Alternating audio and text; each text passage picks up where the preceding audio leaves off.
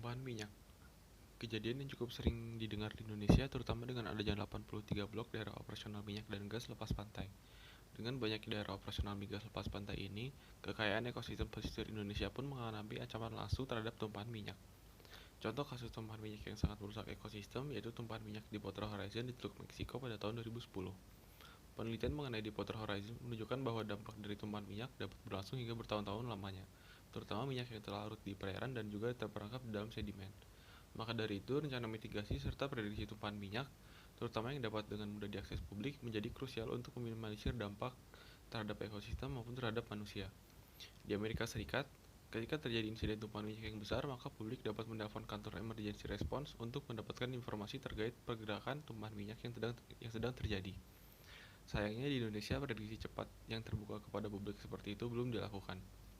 Dalam penelitian S1 saya ini, saya menggunakan data dan software yang sepenuhnya terbuka untuk umum untuk melakukan pemodelan dan pengamatan tumpahan minyak di perairan Karawang pada bulan Juli 2019. Saya ingin mengetahui kemampuan dari data dan software tersebut dalam memprediksi dan mendeteksi tumpahan minyak. Dengan begitu, operator atau tim emergency response tidak membutuhkan waktu yang lama dalam mengumpulkan dan memproses data untuk menciptakan prediksi pergerakan tumpahan minyak yang akurat. Lokasi atau domain yang menjadi fokus penelitian saya ini yaitu dari lokasi awal tumpahan minyak di perairan Karawang hingga Selat Sunda, mempertimbangkan kondisi angin yang bergerak dari arah timur ke barat atau angin musiman muson timur. Untuk melihat kemampuan data dan software dalam berbagai kondisi, saya melakukan pemodelan pada 3 skenario volume tumpahan minyak yang berbeda.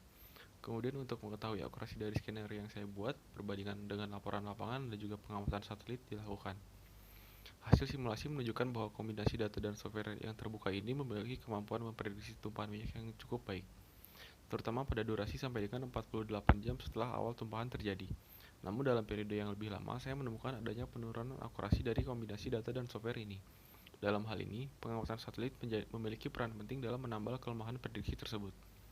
Lalu apa saja tantangan bagi para peneliti terkait di masa mendatang? Yang paling pertama yaitu pengembangan data kelautan dan atmosferik untuk perairan Indonesia yang dapat diakses secara terbuka. Karena data yang saya gunakan dan umum digunakan pun adalah data global yang dikembangkan oleh instansi kelautan Amerika Serikat, di mana faktor-faktor regional Indonesia, terutama di daerah pesisir, mungkin saja belum dilibatkan. Dengan meningkatkan kualitas input data yang digunakan, maka output prediksi yang dihasilkan pun akan lebih baik lagi. Tentunya di masa mendatang, penelitian ini sangat mungkin untuk diaplikasikan dalam insiden tumpahan minyak untuk meningkatkan kesiapsiagaan publik terhadap insiden tumpahan minyak tersebut.